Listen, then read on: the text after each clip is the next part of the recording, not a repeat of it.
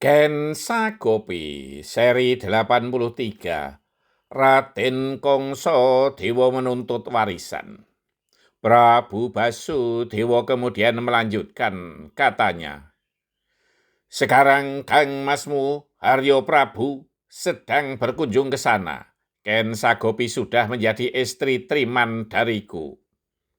Raden Haryo Ugroseno hanya menganggukkan kepala, karena sebelumnya telah mendengarnya. "Besok, setelah Kakang Masmu kembali, antarkan Kokrosono ke Widro Kandang bersama seorang emban," perintah Prabu Basudewa. Di negeri Gua Barong, Dityo Suratimontra sangat kecewa setelah menerima laporan bahwa prajuritnya gagal lagi membunuh Kokrosono. Prajurit pilihannya tinggal berhadapan dengan Mbok Emban, namun gagal pula. Yang tidak diperhitungkan oleh prajurit itu adalah bahwa Mbok Emban tersebut ternyata seorang prajurit juga. Namun karena ia mau mengorbankan nyawanya, maka kehidupan keluarganya akan ditanggung oleh negara. Kini Raden Haryo Praburukmo telah kembali di Keraton Manduro. Raden Haryo Ugroseno segera menemuinya. Telah diceritakan tentang percobaan pembunuhan terhadap Raden Kokrosono. Niat Prabu Basudewa untuk menitipkan Raden Kokrosono di Widro Kandang juga disampaikan. "Baiklah, kalau itu sudah menjadi kebijaksanaan Kang Mas Prabu, aku juga setuju. Marilah kita segera mempersiapkan diri," ajak Raden Haryo Praburukmo.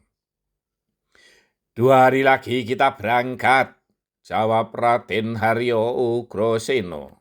Setelah berembuk dengan Prabu Basudewa dan Permaisuri Dewi Mahindra yang sedang mengandung tua. Raden Haryo Praburukmo, Raden Haryo Ugroseno, Mbok Emban, dan Raden Kokrosono di pagi yang masih gelap itu pergi meninggalkan keraton. Dewi Mahindra tak kuasa menahan air mata. Namun karena demi keselamatan anak itu, ia pun rela berpisah dengan anak kesayangannya. Mereka menyamar sebagai sebuah keluarga biasa yang sedang bepergian agar tidak menimbulkan kecurigaan. Kuda-kuda mereka melangkah pelan. Setelah sampai di luar kota raja, Raden Haryo Praburukmo kemudian menyampaikan gagasannya. "Dimas, aku akan mendahului melaju dengan kudaku, agar Ken Sagopi tidak terkejut dan bisa menerima dengan tangan terbuka," usul Raden Haryo Praburukmo. "Baiklah Kang Mas, silahkan mendahului. Aku tidak tergesa-gesa," jawab Raden Ugroseno. Belum selesai mereka berbincang, di atas langit kota Raja Manduro, mereka melihat kilat menari-nari dengan indahnya, yang diselingi bunyi guntur menggelegar namun tidak menakutkan. Hujan gerimis yang dihiasi lengkungan pelangi yang indah dipandang.